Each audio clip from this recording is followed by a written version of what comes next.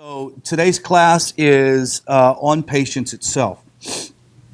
Uh, it's time to stop practicing humility. No, not really. But our focus is going to be on patience this week. Now, I really hope that you actually are working on this because it doesn't do any good if we talk about this on Sunday and the rest of the week you just kind of blow it off. Really, Mussar is extreme spiritual fitness. When I was Army chaplain, we used to have spiritual fitness program. Remember that? And I would get with the Special Forces guys and would ask them to come do 3 or 4 day training out in the middle of nowhere, out in New Mexico. And we would combine survival and spiritual survival together and talk about the need to be sort of tactical about your spiritual survival and to do well. Well, this goes along the same thing. This is a whole idea of spiritual fitness. We have to sort of develop muscle memory for these positive traits. And as we well know, just like physical fitness, negative traits can have muscle memory as well. And you just react out of the negative traits immediately, and it just becomes second nature. And that's why a lot of people say, well, this is just who I am. I mean, this is how I am. And the reality, you don't have to be that way. Mussar teaches that patience governs our ability to bear burden of an uncomfortable situation. Patience governs our ability to bear the burden of an uncomfortable situation. When things go well, we don't need patience. I mean, really, we don't need patience. Rather, patience is a gift because it helps us get through difficult times when we have no control over the outcome. Rabbi Menachem Mendel Levin wrote in his Mussar class, in, quote, The Accounting of the Soul, Cheshban HaNefesh, he says this: woe to the pampered man who has never been trained to be patient, either today or in the future. He is destined to sip from the cup of affliction. Have you ever been around someone who's never dealt with any difficulties in their life? You've not ever dealt with someone who's never had any difficulties? There are a lot of people that's not really had bad problems. They've just had their own regular problems. You know, there are some people that's never really dealt with death and dying, for example. And then when someone dies or gets sick, well, actually, that's the person, when someone gets sick, they fall apart. Right? But they've never dealt with death and dying and suffering. And so when something happens small, it just becomes a big thing.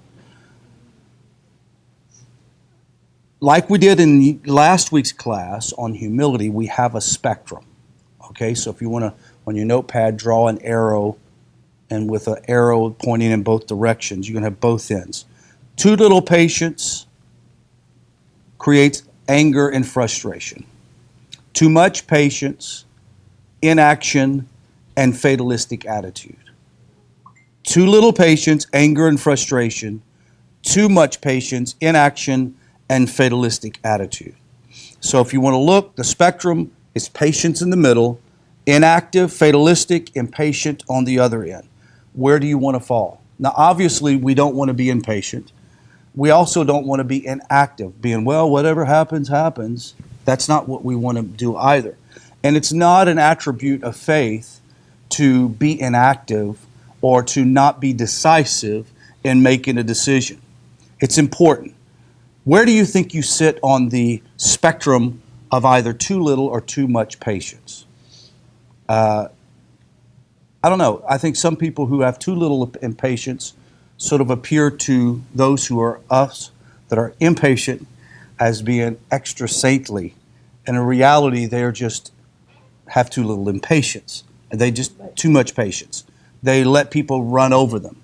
They let their children run roughshod over them. We see this a lot of times in families where I look at someone whose children take advantage of their parents and I say, oh, well, you're a saintly person. Then I realize, no, this person has too much patience, and the children run over them.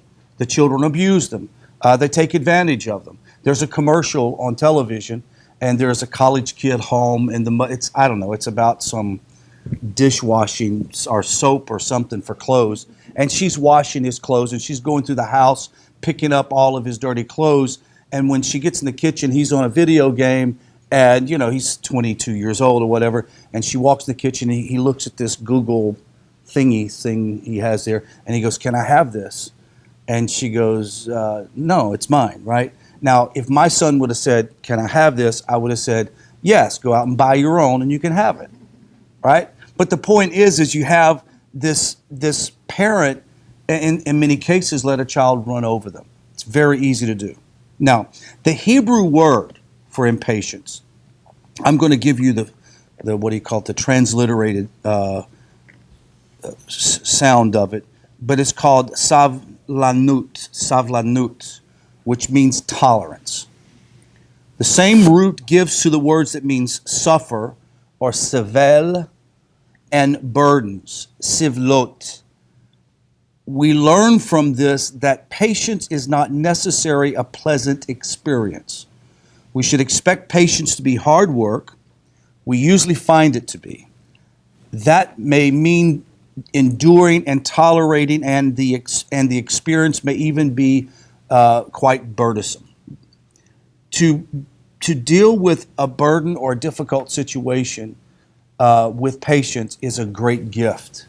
Now, the problem is most of us, when we are experiencing the highest level of struggle while we're trying to exhibit patience, we get frustrated with ourselves because we feel like that we should feel unburdened by it.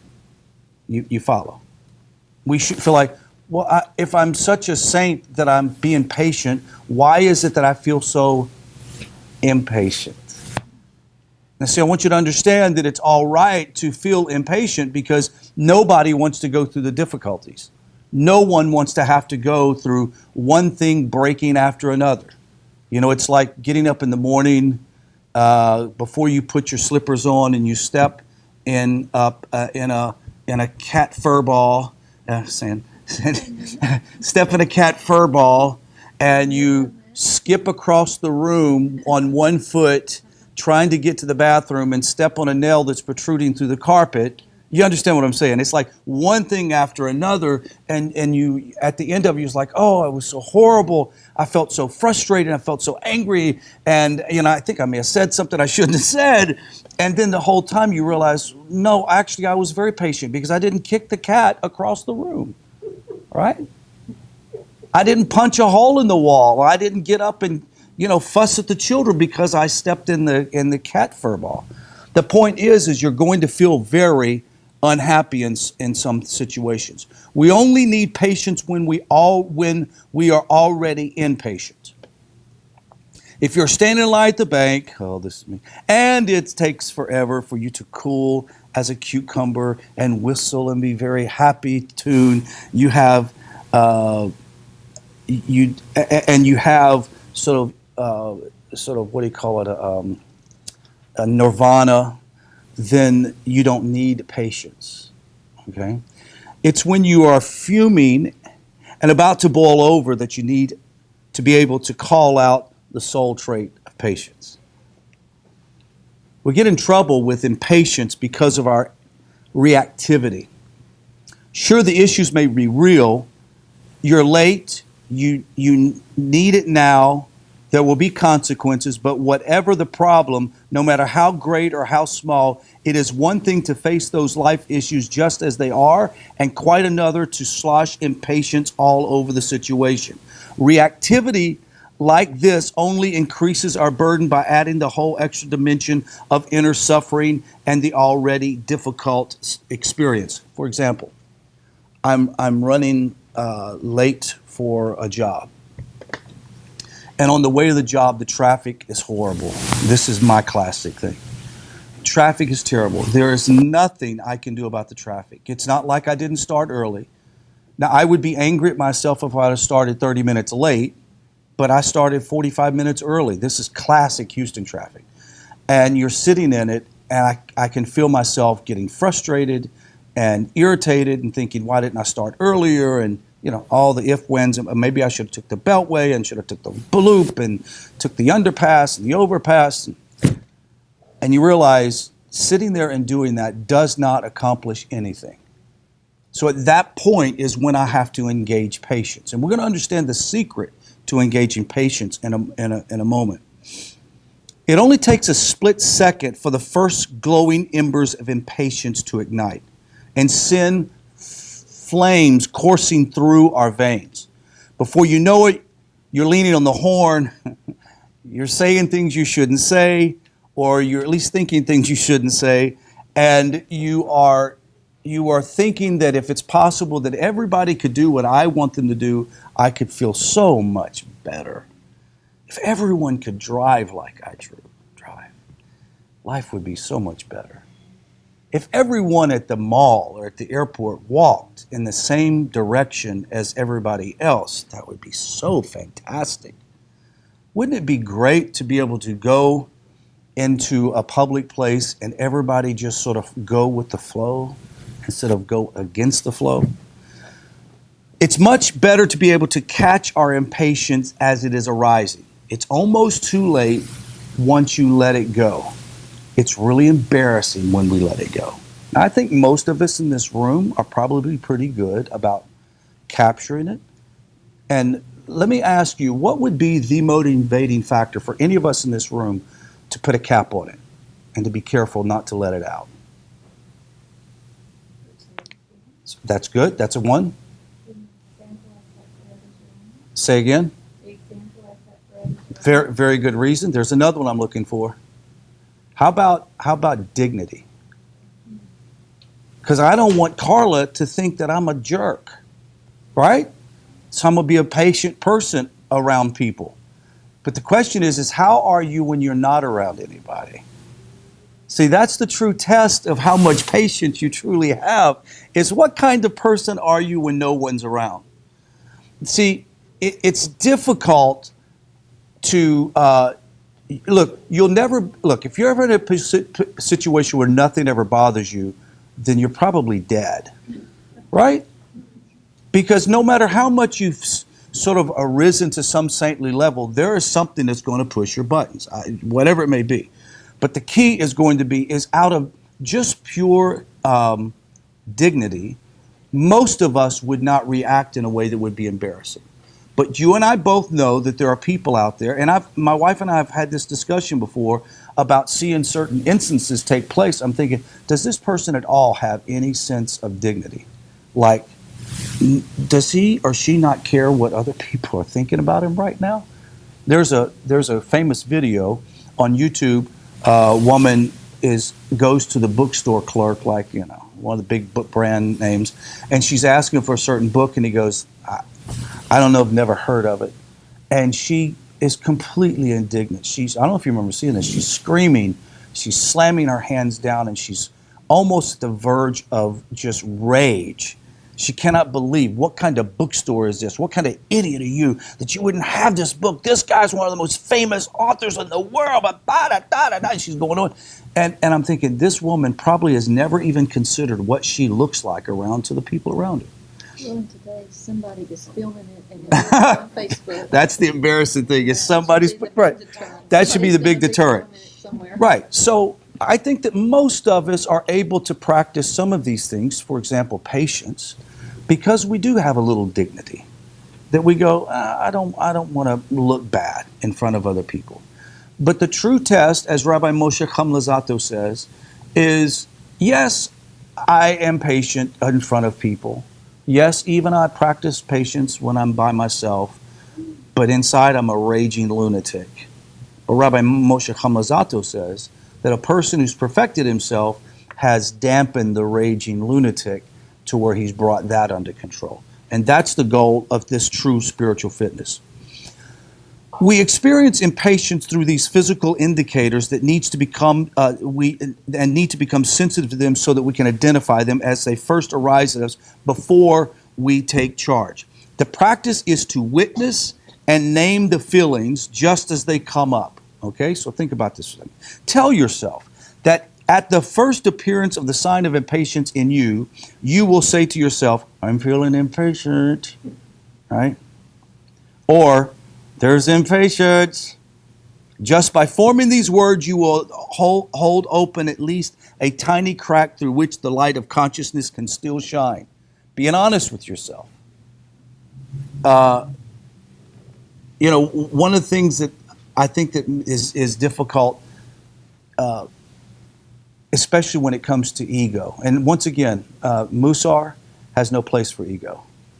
Ego is going to be your worst enemy in this deal. But if you dampen the ego and someone corrects you, like when my wife says something that corrects me, of course I might say something snide like, oh, you think you're Dr. Melanie Bryant, MD, or whatever, right? But in reality, she's right, and I'll admit she's right, but not in a way that gives her too much. No, I'm just kidding. But, I admit to a way because it's your ego, right? You hate to admit that somebody's right. But I think that by acknowledging it, first off, that I am feeling impatient is one of the first. It goes the same with any of these things with Mussar.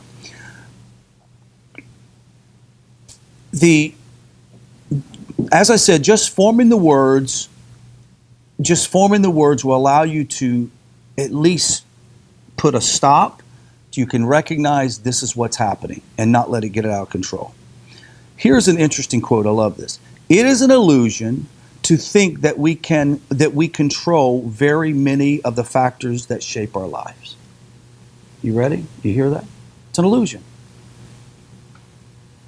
I mentioned it before class. Michael and his dad was standing here, and I said, patience become easier when you get older because you realize there's a lot of things you can't control. I mean, you just can't control, and there's nothing you can do about it. And oh well, you're just going to have to deal with it. The real root of impatience is the erroneous belief that we are masters of our fate, that we can actually control the circumstances around us. That's why we have this saying that we say, God willing. Everything's God willing. I can remember the old folks always used to say, God willing, the creek don't rise, or something like that. The whole point is, God willing. This is because we realize everything is in the hand of the Creator. And if everything is in the hand of the Creator, then there is some responsible for us to put our trust and faith and munah in God and say, this is out of my control. Now, I think that most of us in this room, because I respect you guys and you're very good people, and I realize that most of us in this room, your impatience and mine for sure, comes when you realize that you're in a situation because you created it. Right? I shouldn't have done, if I wouldn't have done this wouldn't be the situation. And you become impatient with yourself. In the same mind that I would say that we should be patient around things about us, we should be patient with things that we have done as well. We're actually wired into all kinds of larger circuits and systems, from the molecular,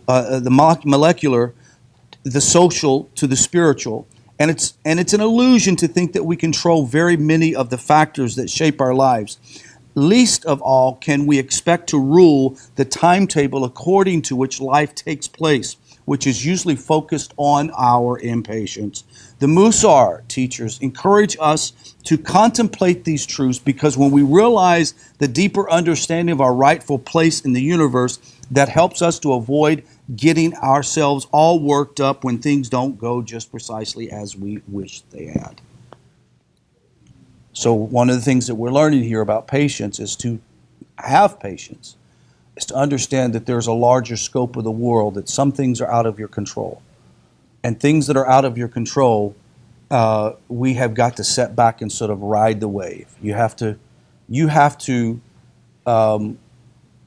what's the word? It's like a guy who's a surfer.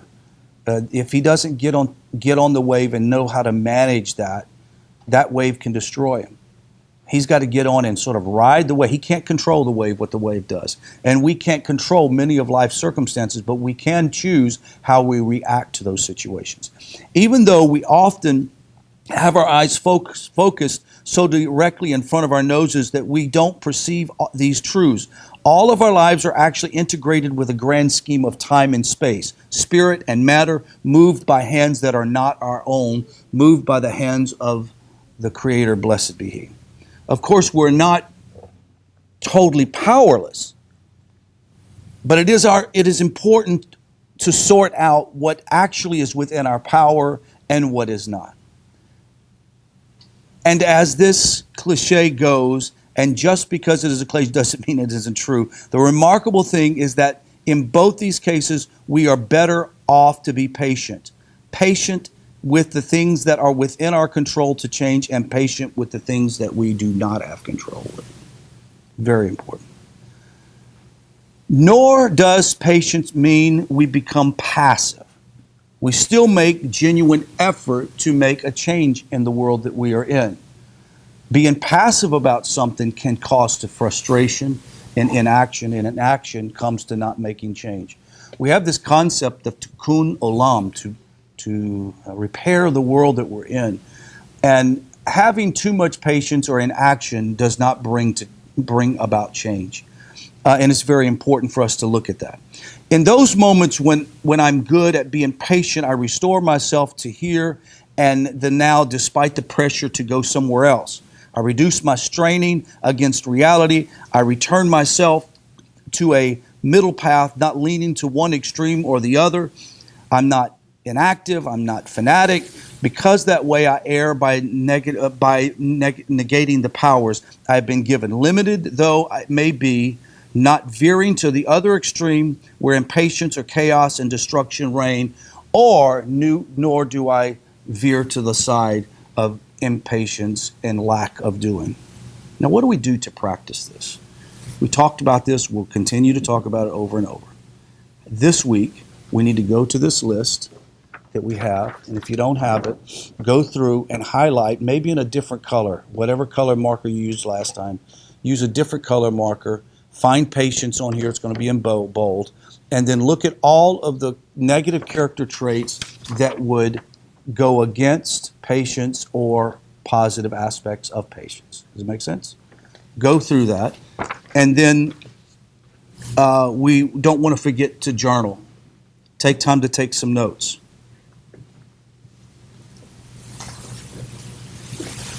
Get a mantra. This too will pass. So for those that are new to the class today, that if they're writing notes on Right. that they do it, that they show patience. Say again now? So in other words, anyone that's doing this for the first time, like think that they have patience, like making a pot of coffee, not interrupting and skipping through that, would be patient.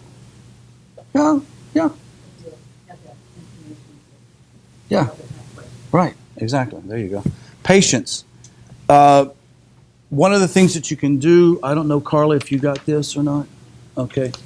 That's also available online to download. I also put on the NETIV chat a Mussar test to find out where your high levels are and low levels. So you might want to consider filling that out. Yeah. But there, if you go to the first class on the NETIV page on Mussar Introduction Part 1, you should see the downloads for all these. So the idea is to have a mantra that you say, whatever it may be, this too shall pass, or everything's in the hand of Hashem, or, take a breath, chill out, it's all going to work out. Everything's going to be fine. Whatever your mantra is. As you go through, observe how your soul, how patient soul trait is activated. Think about the times during the day and try to be hypersensitive about it. Know when you're being patient or impatient. When you're being patient, make a mental note. Impatient, obviously you want to start practicing patience. Action, if you tend toward too little patience, look for opportunities to wait. For example, by selecting the longest checkout line, or by letting other cars go ahead of you, or let other people in the checkout line with fewer items go ahead of you. Somebody did that to me the other day. It made me feel so good. I had 2 items, and it was funny because it was a lady. She had a cart full, and she says, "No, go ahead." And I said, "Well, thank you. You're so kind." She goes, "I'm not that kind. It's raining outside." I said, "Okay, well." She was frugal, but it was by pouring cats and dogs. So I'm not that kind. It's raining outside.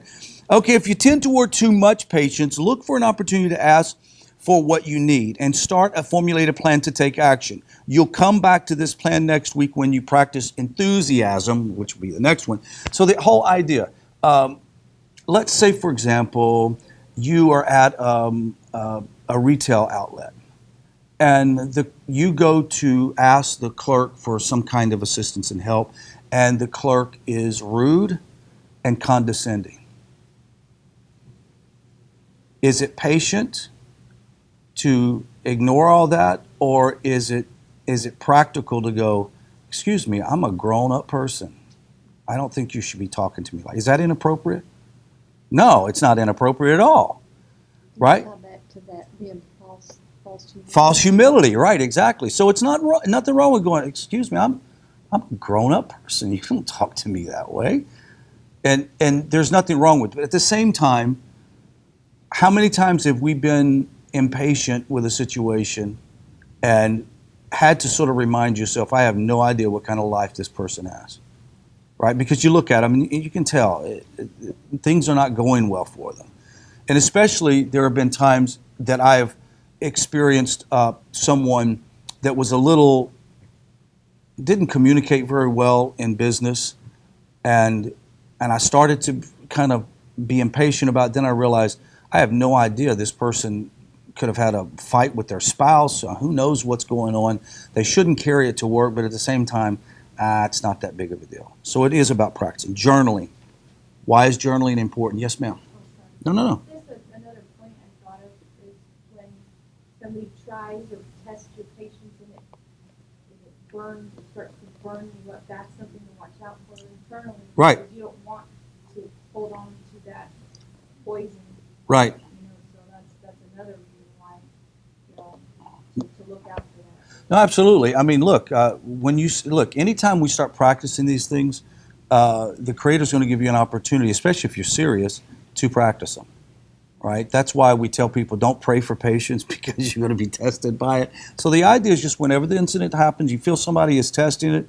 There's nothing wrong with not being run over. Okay, so we understand that, and it's nothing wrong with saying, okay, look, I want to be a patient person, but I'm not going to let you talk to me this way. That's inappropriate. So journaling, very important. Journaling, write down. Just take time, write yourself a note, even if you do it on your phone, do a voice message. But in the evening before you go to bed, write down the traits that you exhibited that were good and the traits that were bad. If anything, take that sheet that I gave you guys, the list of good traits and bad traits, and just look at them and just say, okay, here are the things that I did and here are the things that I didn't do. That concludes this Mussar class on the lesson on patience, and we will have Q&A.